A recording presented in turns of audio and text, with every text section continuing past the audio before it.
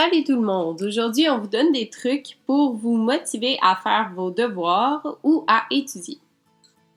Premier truc, c'est de vous choisir un lieu tranquille.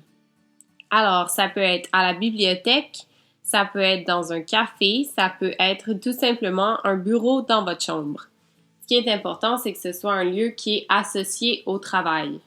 Si vous choisissez de travailler dans votre chambre, essayez de réserver votre bureau au travail, puis de réserver le reste de votre chambre pour vos autres activités. Comme ça, quand vous allez vous asseoir à votre bureau, vous allez associer ça à un état de travail et de concentration. Vous pouvez aussi avertir les gens autour de vous que vous êtes en train de travailler, donc qui ne doivent pas vous déranger. Si vous êtes à la bibliothèque, vous n'avez pas besoin d'avertir les gens autour de vous. Truc numéro 2, c'est de déplacer les distractions dans une autre pièce. Donc, votre iPad, votre téléphone, votre chat, tout ce qui va faire que vous allez arrêter de travailler, vous mettez ça dans un plateau, vous amenez ça dans une autre pièce loin de vous.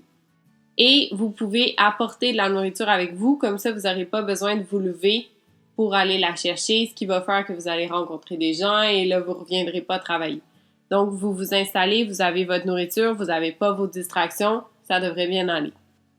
Si jamais vous êtes obligé de travailler sur l'ordinateur et que vous avez de la difficulté à rester concentré parce qu'il y a beaucoup de distractions sur l'ordinateur, on a fait une vidéo pour vous aider à bloquer les choses qui peuvent vous distraire. Vous avez un lien juste ici. Le truc numéro 3, c'est de prendre de petites pauses. Quand vous travaillez depuis un bon bout de temps, vous vous rendez compte que vous êtes moins concentré, c'est bon de prendre une petite pause, mais pas trop longue. On parle de 5 à 10 minutes et vous pouvez vous mettre une petite alarme pour être sûr que vous allez vous souvenir de revenir au travail une fois que votre pause va être terminée.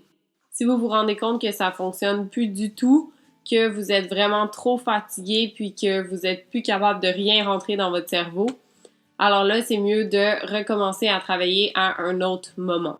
Le 4e truc, c'est de faire des rétroactions. Quand vous terminez une période de travail, posez-vous la question honnêtement, est-ce que vous avez été concentré? Est-ce que ça s'est bien passé? Si ça s'est pas bien passé, que c'est pas à votre goût, essayez de trouver qu'est-ce qui a posé problème. Est-ce que c'est parce que vous êtes allé chercher de la nourriture puis vous avez été distrait par votre petite sœur? Est-ce que c'est parce que votre lieu, les gens parlaient autour de vous, ça vous a déconcentré? Ou est-ce que c'est parce que vous avez pris une pause, vous avez été sur YouTube puis vous n'êtes jamais revenu?